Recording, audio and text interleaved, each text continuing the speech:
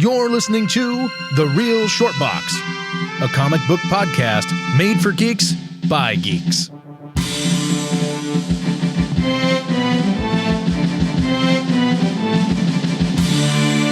Hello, everybody, and thank you for tuning in and watching and listening to us here. We are The Real Short Box. My name is Donald. And my name is Kevin. And I'm Chris. All right. Geez, guys, took you a bit. Today, think about that. I can understand, though. You're probably thinking about all the money you don't have, because today we are ranking rich superheroes. Just a little list here of some of the richest superheroes in the fake world. So we are going to... It's funny because there is in the comic book world, there is a stark line, no pun intended, a stark line between the rich superheroes and the villains. In the real world, in the fake world, that's that way. And in the real world, it's such a gray area. You can't tell who's a rich superhero and who would be a rich supervillain. It's kind of like Jeff Bezos, for example, would be like, well, is he a superhero or is he a supervillain? He rides that gray line pretty hard. He's probably a villain. We don't know. He could be a hero. I mean, he does have, donates money through Amazon, but he also has basically sweat factories in Amazon too. So there's that. It's true. Yeah, I think Elon Musk is riding that line right now too. I think you're right. Twitter? Yeah, he did just buy Twitter. Yeah, not too long ago, he purchased Twitter. And he banked, basically used part of his Tesla stock as leverage, I believe, in order to be able to afford the purchase of Twitter. So it'll be interesting to see what happens with that, because if Tesla stock drops, no pun intended, starkly, he'll definitely lose a lot of money and might come up in. So I don't know. We'll see. We'll see how that goes. But today we wanted to talk about these fictional superheroes. And this list could go on and on. There's a lot of rich superheroes. So we just kind of cherry picked some good ones that we could talk about.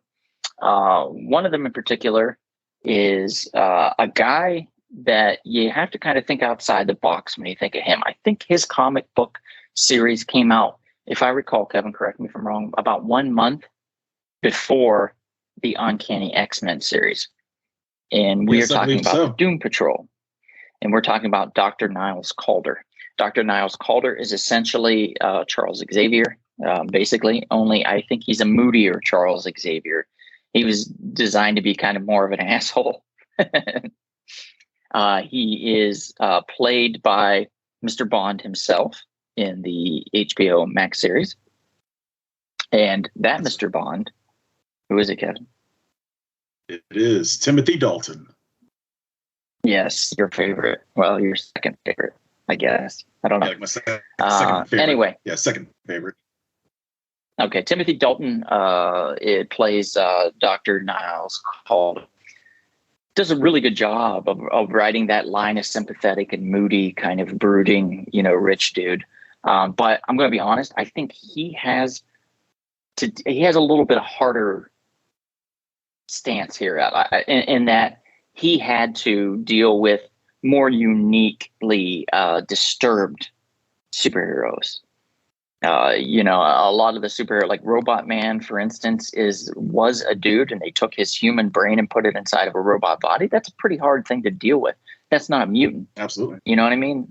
That's a science experiment. So he's dealing with mutations, science experiments, a lot of tragedy. Some of the mutants, like in the X-Men universe, for example, like Wolverine. Oh, I live forever and I'm hairy, and I can cut anything, but only when I want them to. Ooh, what do you do? Well, he's suffered PTSD. He suffered some PTSD. You can understand where he's coming from. That's different. But I'm talking about just as like from his outward appearance. He doesn't have to deal with nearly as much as what Robot Man would have to deal with as a walking, talking robot that really shouldn't exist. So, right. You have characters like that within the Doom Patrol world that makes it a little more unique and a little harder, and could probably make somebody like Dr. Calder a little more moody, I would say. But I digress. He's rich, and he's number 10 on our list. Do we know where he got his money from? Basically, yeah, science. Basically, made a lot of inventions and robotics. So, he probably has patents and things of that nature, as you have in real life. If you're like a really brilliant inventor, you put a patent on something, and you got to get paid anytime they use it. You're going to hear this over and over again. By the way, science. it's a big repeating trend in this list.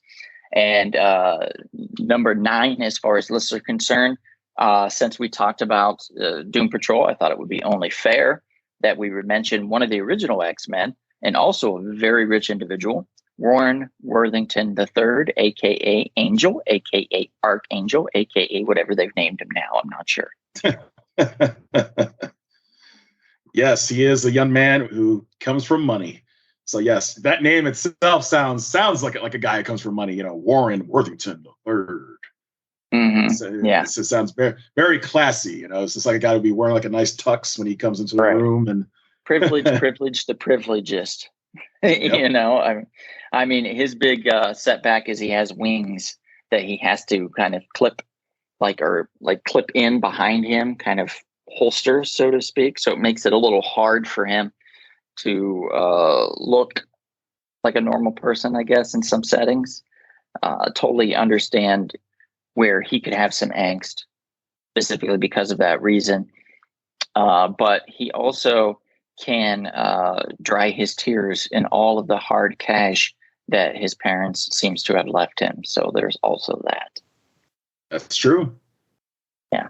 Now, out of these two so far, Dr. Niles Calder or Warren Worthington III, which one would either one of you guys want to be? Well, both of them have tragic situations. Mm-hmm. I guess from a power standpoint, and just to be able to just really take out people, nothing wrong being Warren Worthington as the Archangel. But on the other hand, I do appreciate intellect and academic pursuits. So I'll say Dr. Niles Calder. If I had to choose between the two. Okay, that's fair. I'll say Warren. I'll say Warren because he didn't have to work for his money. Maybe it's like an easier life, not having to work for the money. It's good to fly around and fight some bad guys. And that's you know true. what? He could go. He does have a hot girlfriend, Psylocke. Yeah. And he could always go to a remote location, and just unfurl those wings and just go to town, have a good time in the air. And what person wouldn't want that? That special power, that special ability. Who wouldn't want something like that? I mean, I would. I'd like to fly around. That'd be pretty cool. Of course, don't go in an area, where it's duck season or something and go flying around because you're asking for it then. You're not bulletproof, Warren. Right? Yeah, or near an airport. Exactly. So that's going to bring us to number 8 on our list. Now, I'll be asking this question as we add more characters in, what you guys think. But number 8 is we're talking about a man that fights for injustice, the cream of the crop, and written spectacularly and wonderfully drawn by Denny O'Neil and the late great Neil Adams. We are talking about the Green Arrow, a.k.a. Oliver Queen. He is number 8 on our list.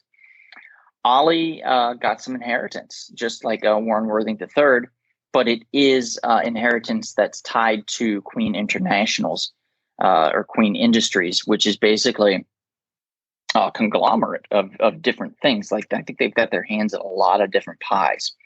So that's what makes Ollie so rich and so valuable of a person, is that he does have to work for his money, but it was inherited. So while, he could just let it go, and have somebody else take care of it, he decided to step up and get a little more involved and be a little more, I would say, hands-on when it comes to environmental impact things and stuff like that. So I would say Ollie's a pretty good billionaire when it comes to that. I think he does a good job of balancing his superhero life with the life of a billionaire, a playboy, along with the life of a person that definitely has a lot of involvement in the community. and taking care of people within that community. What do you guys think about Ollie? I guess in some ways he's kind of like a rich Robin Hood, wants to give back. Although in this case he already has the money, but yeah, you know what? I want to give back to the community, give back to the world. And like you said, he is an environmentalist. So, he has a good heart. And that's why it's good to have a guy like that out there in the fantasy world, but good to have him in the real world too. I mean, didn't he almost die because of his money? I mean, wasn't his money a big reason that the boat ended up sinking?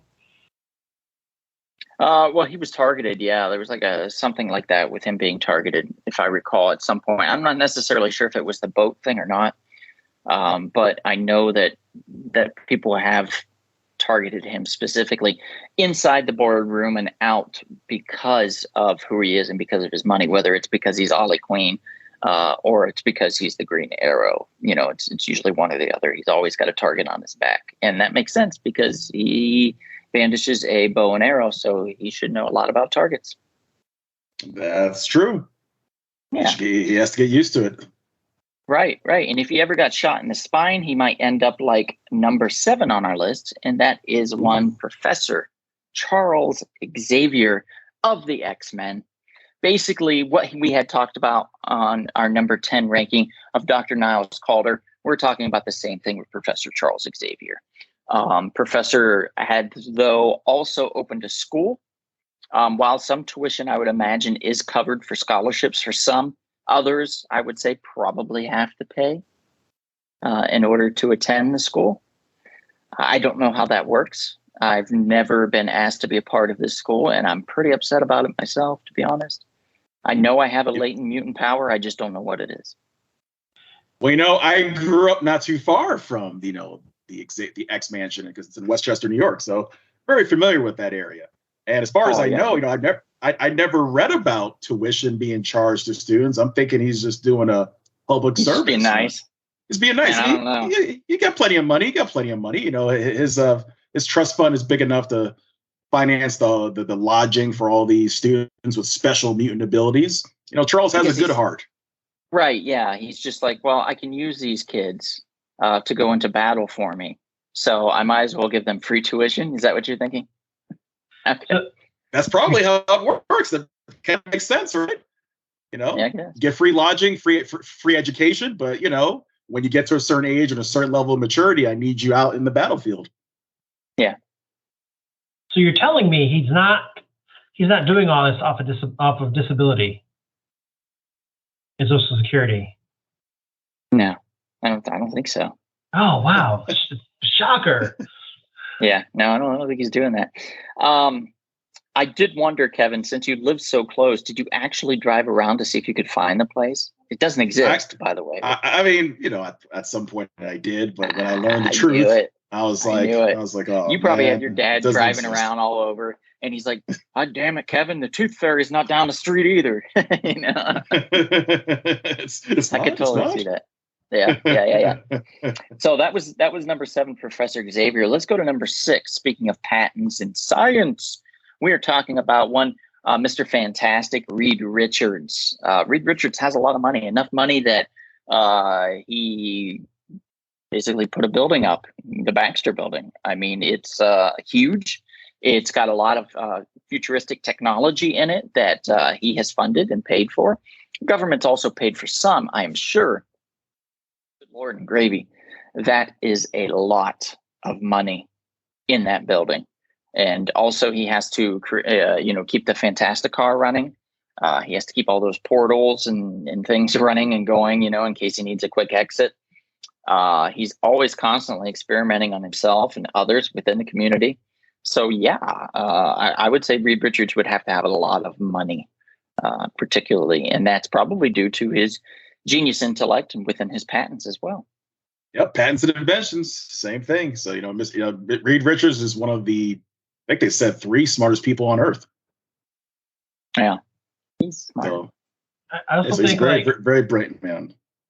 He probably has to, he needs to make sure he also can afford to, pay for all the damage that the thing makes and all the fires that Johnny causes. So just alone having to the insurance. pay for the insurance for Johnny Storm accidentally flaming on any place near like a bar. You know, it could be a big powder keg. A fireworks factory would be a big mistake. A paper mill, probably a bad idea. With the Thing, any toilet bowl would just be destroyed by that man. So I wouldn't know how, you know, like after he goes to the bathroom, he just hands them a card and it says, Reed Richards will take care of this. And it's got a number. Just call it. Or he has like, you know, $25,000 in cash ready to go. Just like, here you go for that broken seat or broken bathroom. Where's he going to put it? In his trunks? I mean, he doesn't have any, like he didn't have pockets. The Thing does not have pockets. No, I think there are pockets in that trunk. You just don't see it. I think you're crazy. Yeah, he does not have pockets.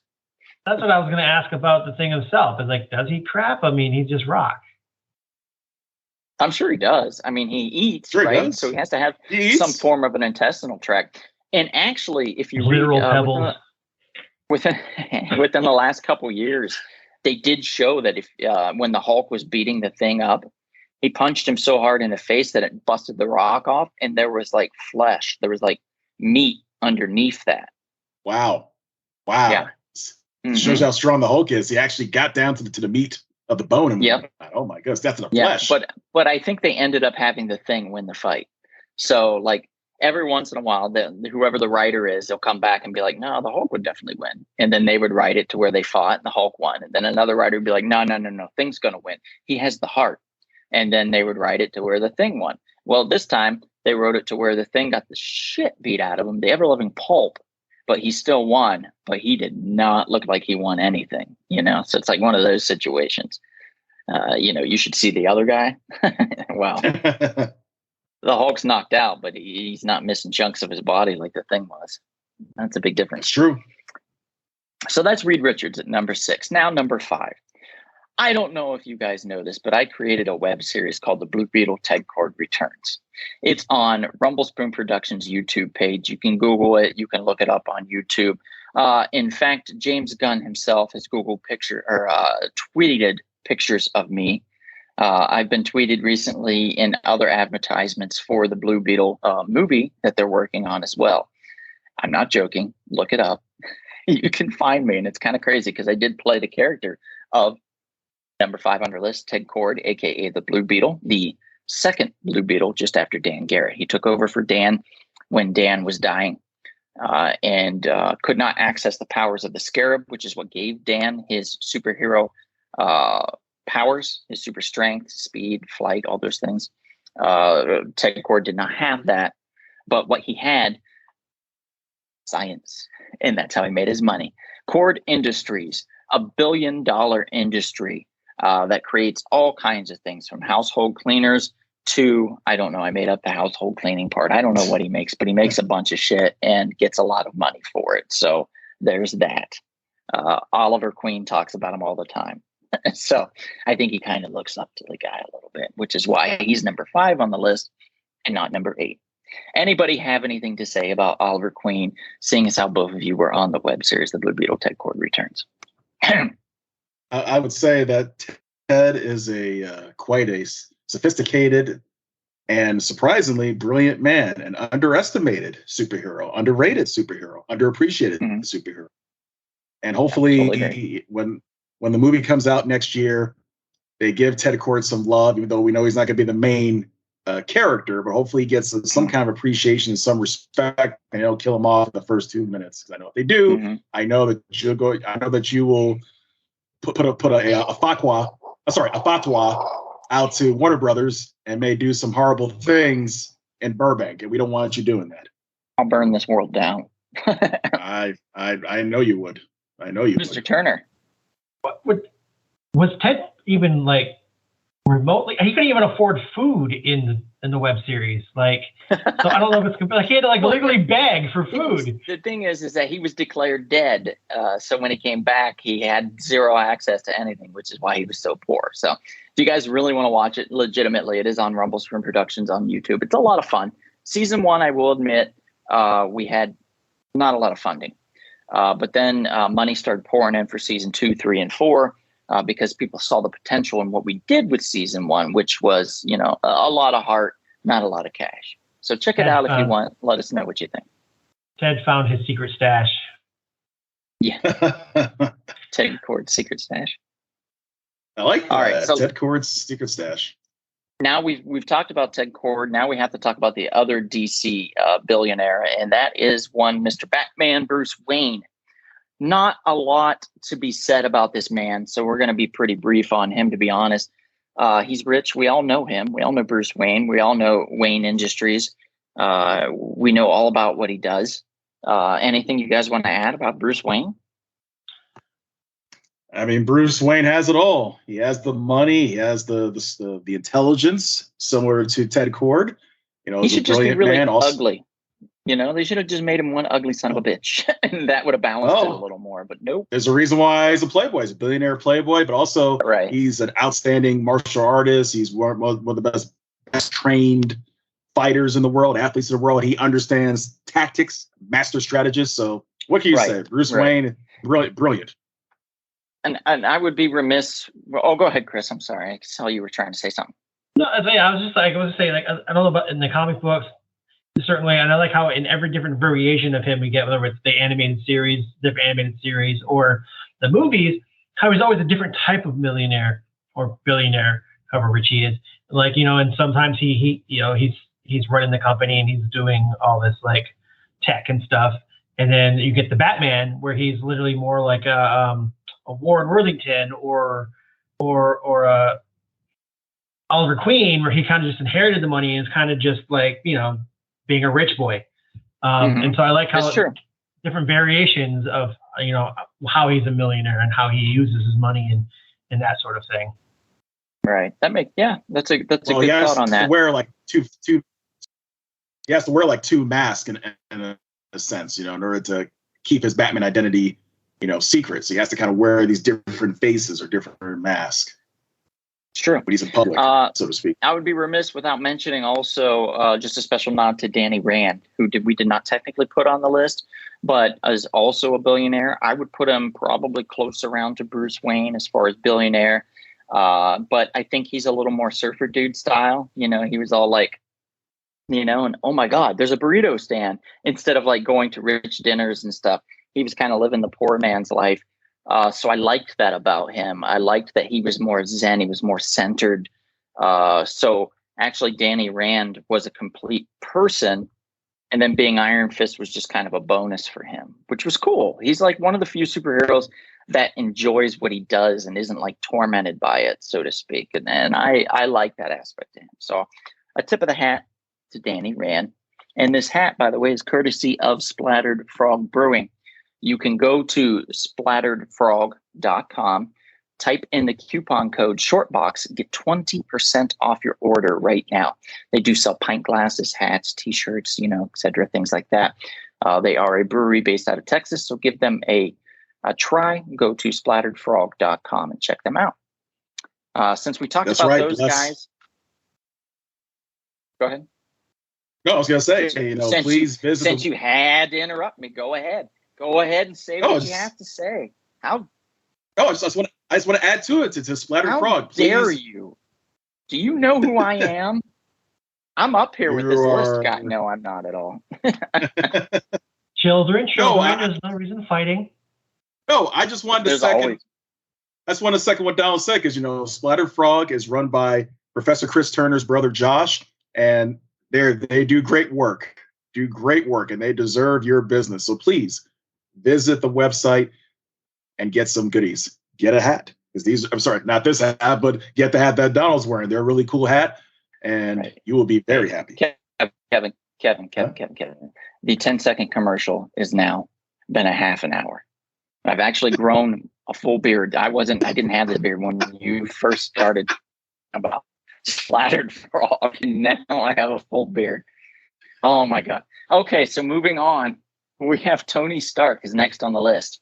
And this guy did not give a shit where he got his money from, selling weapons everywhere, and then realizing, I need to make in order to stop people from using these weapons on other countries and places. So his came out of guilt. I find his morals to be loose at best, which is kind of like how he enjoys his women, to be honest. So Tony Stark, number 3 on our list. Not my favorite billionaire, I'm going to be really honest with you. He's very charismatic and fun, but I feel like all of that comes with a price with him. What do you gentlemen think? Well, you know what? And not counting the Robert Downey Jr. depiction from the MCU, Tony Stark, again, similar to Bruce Wayne, a very brilliant man, a man who's very tech savvy. Yes, there is a darkness to his business, but he understands that. And I think he does the best he can to make up for the darkness of how he profits, how his company profits from the sale of weapons. And yes, all that Stark armor, all those Mark suits, he does what he can to make the world a better place. But you know what? He shows that he's actually a human being, because human beings are complex. He's a great character at times. He's not perfect, but he understands that. So I like Tony Stark. He's very, very human. You would like him. You would. Jesus. Okay. So I guess that we have your answer then. Out of all these guys that we've talked about so far, now who would you prefer to be? Are you sticking with Dr. Niles Calder? And Chris, are you sticking with Warren Worthington? Or have you guys decided to trade in for another billionaire? I would trade up for the one that's next on our list, personally. Okay. All right. I would go to Reed Richards. I'd probably go to Reed Richards up to this point. Okay. Excellent. All right. So Chris is talking about next on the list on Mr. Scrooge Mcduck. Now, I thought this was a great addition. It really speaks volume to the diversity of comic books and billionaires within the comic book world. I believe they said if Scrooge Mcduck was brought into the real world, he would have $65 to $85 billion, which is a tremendous amount of money stored in a giant piggy bank, so to speak, that he likes to dive into and swim, which I know, Kevin, if you could, you would do it. Oh, I know you would. I certainly would. Although they did talk about that in real life, if you did something like that, since you see mostly it's gold coins and whatnot, you would bust your, you'd be breaking a lot of bones and maybe die. So if anything, I'll just jump into the cash part where all the cash is. That's the part I would dive into. Yeah, totally get that. If I could dive into a thing full of cash and it just felt like water, I would probably do it. Although I would need to deeply sanitize myself afterwards, because that's true. So dirty, filthy dirty. I couldn't do it. I couldn't do it otherwise. That's true. I forgot what the percentages of money of actual currency bills have cocaine residue on them. I think they said every bill, every dollar bill, every 20, every 100 has residue of cocaine on it. Wow. Out of everyone on our list, I think Scrooge McDuck is the coolest billionaire out of all of them, because he has all this money and he keeps making more and more money by traveling the world and treasure hunting. So not only does he have a whole vault of treasure of gold and stuff, he also has like a whole another room with treasures and all this other stuff that's priceless, artifacts and stuff like that. And that's why I'd want to be him. I could pick anybody, because we have a room around the world treasure hunting would be pretty awesome, and my villain would be a Scottish guy, so that'd be pretty cool. That's true. So yeah, really good, really cool billionaire in my opinion, and he has family, and he's all about his family. It's true. He wasn't at first, but then he accepted them, and then became to be a great. What would he be to them? Uncle, right? He's Donald's uncle, so he's the great uncle. Great uncle. Kind of like me. I'm a great uncle. Yeah. I'm very similar to Scrooge McDuck then. Again, I guess I would have to go with Ted Kord. Guys, I'm going to be honest with you. That's not going to change. With number 1 on the list, it's not going to change. None of this has swayed me in any way. I created a web series called The Blue Beetle Ted Kord Returns. You can look it up on rumblespoon.com or go to the YouTube page and look him up there. I don't know if you guys know that. I just thought I'd throw that out there. Anyway, we're going to number 1 on the list. Number Richards is better. Is none other, Mr. Kevin, none other than T'Challa. We are talking about the Black Panther. Now, Why is he number one on the list, you might ask? I don't understand. He's not walking around with all this money showboating and acting a fool. No, because he has an entire country to run. He has to govern his nation. He has to take care of his people. And he has to make sure that those people get in those mines and mines that vibranium because they need it to make the cold, hard cash to make him richer. Am I wrong?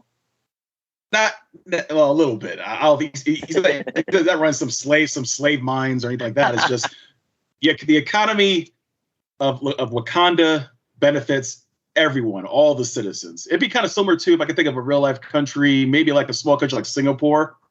You don't have any poverty in a place like that.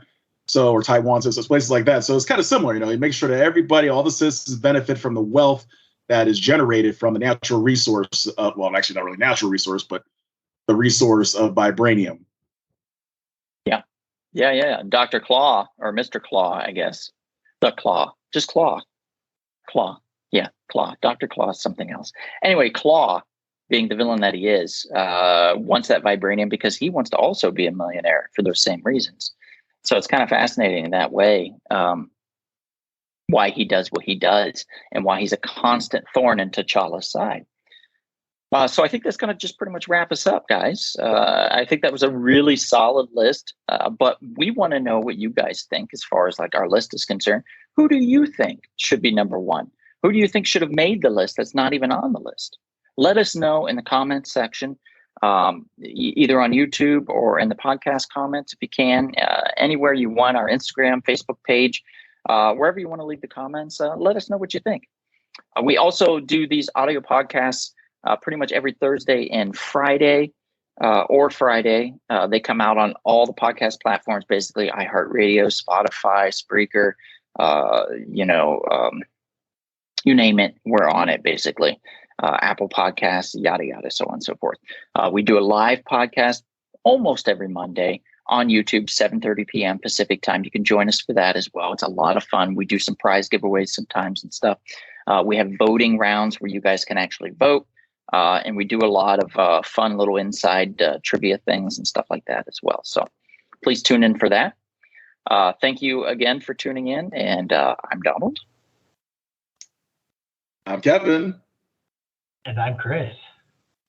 And if we don't see you out and about anytime soon, perhaps we'll see you at the wonderfully vivacious, beautifully seductive, affluent, and always prosperous comic book shop. Good night, everybody. This has been The Real Short Box. We'll see you at the comic shop. Thanks for listening.